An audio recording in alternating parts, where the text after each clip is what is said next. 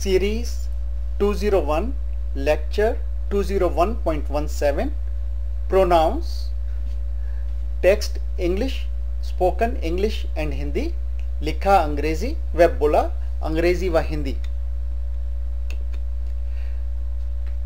Goals of learning pronouns. हम इस अध्याय में क्या सीखेंगे?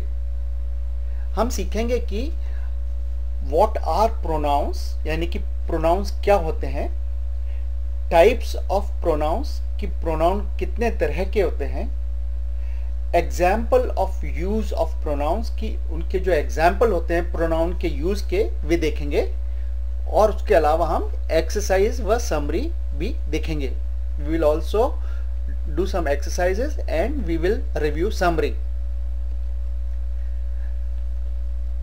सबसे पहले ये देखें कि प्रोनाउन होता क्या है।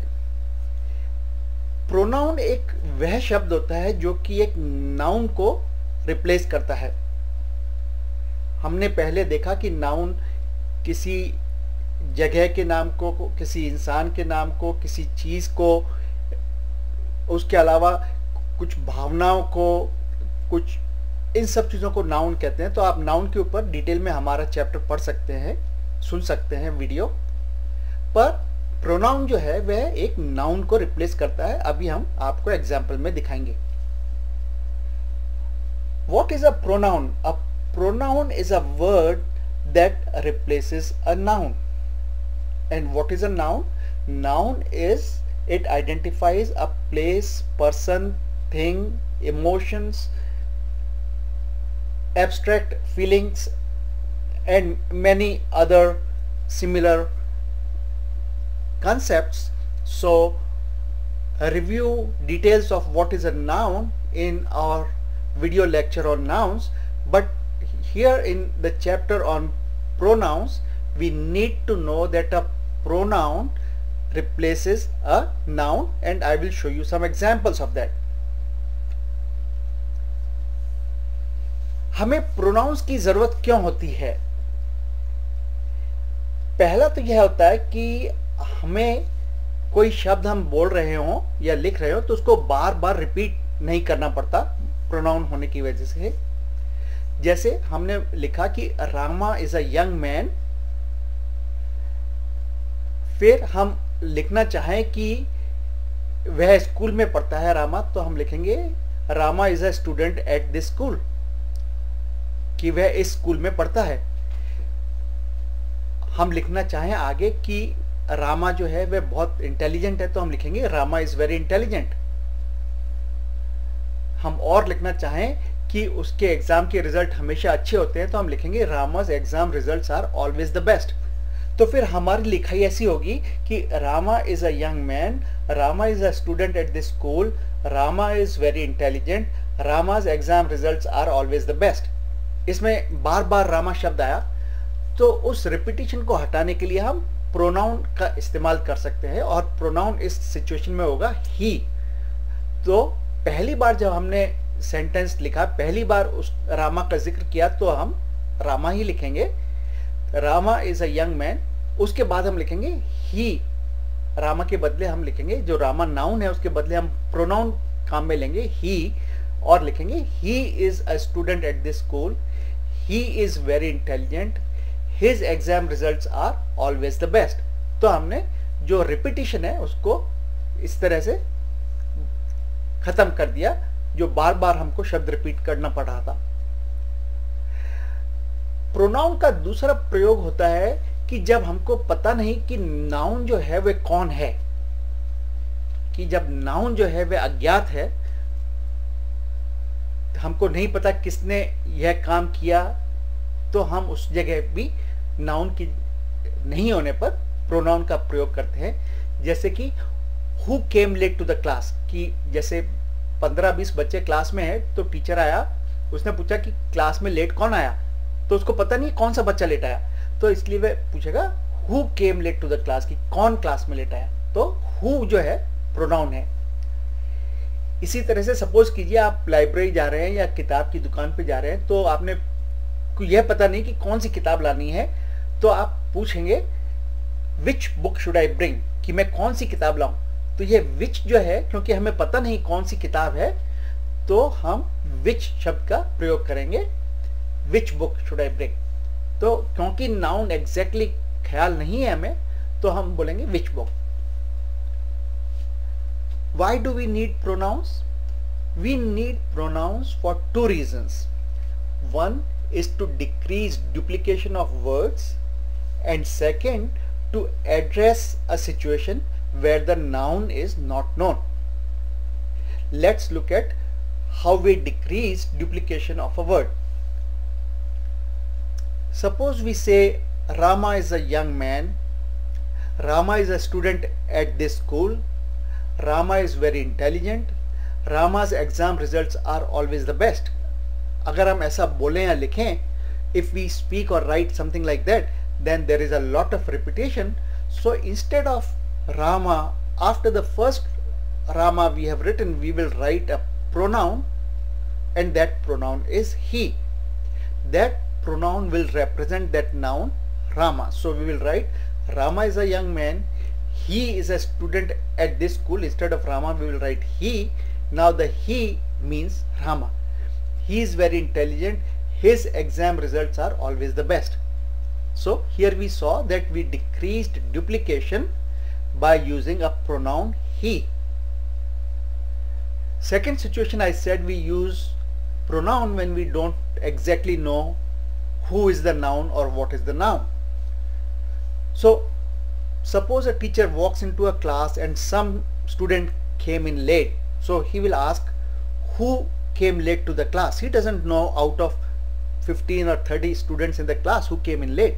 So he will ask who, because he does not know exactly which student came late. So who is replacing a noun which is not known, that who is the person who came in late. Similarly, suppose you go to the library or to go to a bookstore, and before you go you want to ask your brother or your father that which book should I bring. You don't know exactly out of thousands of books which is the book he wants. So we will use the pronoun which. Who is pronoun and which is also a pronoun word. अब देखें examples के जो हम pronoun के use के. आई am a student, मैं एक student हूं. सपोज कीजिए मेरा नाम राज है, तो मैं ये नहीं कहूंगा राज इज अ स्टूडेंट, मैं कहूंगा आई एम अ स्टूडेंट. दूसरा एग्जाम्पल देखें, we study at the school. In place of many names, my name and all my friends' names, we use one word that is a pronoun, and that word is we. So we is a pronoun.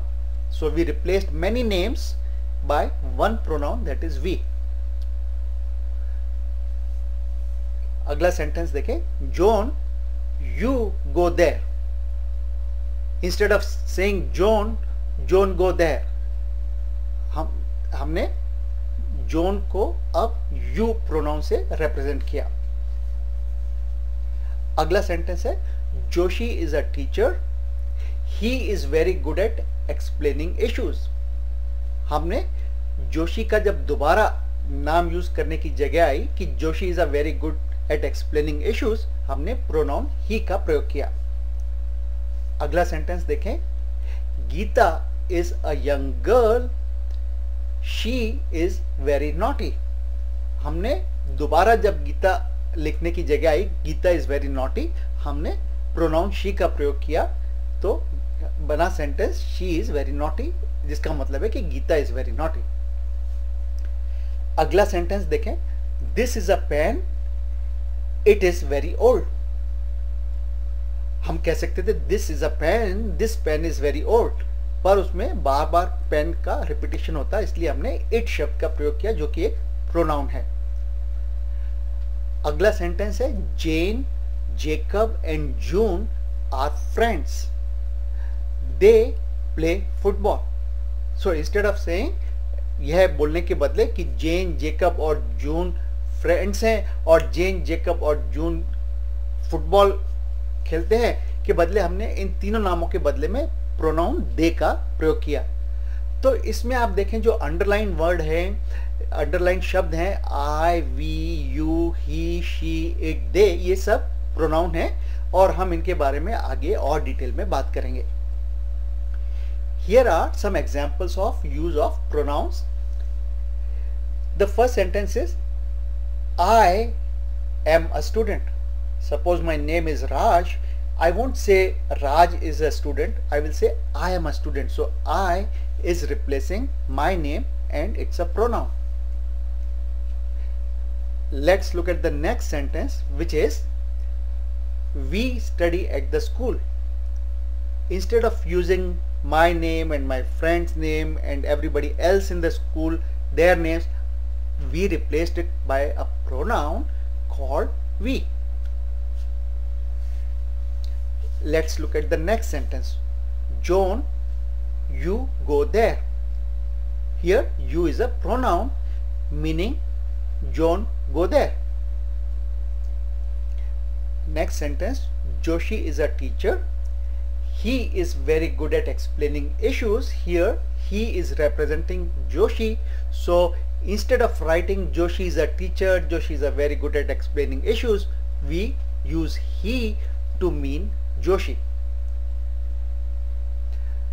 Next example is Geeta is a young girl, and instead of repeating Geeta again that Geeta is very naughty, we will use a pronoun she, and so we'll say she is very naughty. Next example, this is a pen, it is very old. Now we could have written this is a pen, this pen is very old, but how many times we will have to use this pen word? So we replace this pen with the pronoun called it. Next example is Jane, Jacob and June are friends, they play football. So instead of saying Jane, Jacob and June are friends, Jane, Jacob and June play football. So instead of repeating the names, we used a pronoun called they. So all the underlined words in this slide, I, we, you, he, she, it, they are all pronouns, and we will talk about these in detail in the next few minutes.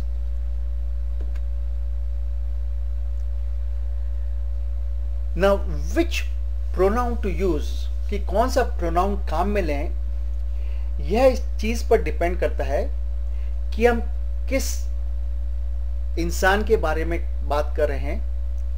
क्या वह एक इंसान है या एक से ज्यादा इंसान है, या एक चीज है या एक से ज्यादा चीज है। अगर वह इंसान है तो वह मर्द है या वह स्त्री है, या मेल है या फीमेल है, कि वह अलाइव है या नहीं है, कि कोई चीज जो जिंदा होती है वह है या जिंदा नहीं है। तो इन सब चीजों के ऊपर हम यूज करते हुए, डिपेंड करते हुए अलग अलग प्रोनाउन का इस्तेमाल करते हैं, और वे मैं आपको अभी बताऊंगा। पर याद रखिए थोड़े से एक्सेप्शन भी हैं, थोड़े से अपवाद भी हैं, वह भी मैं आपको बताऊंगा।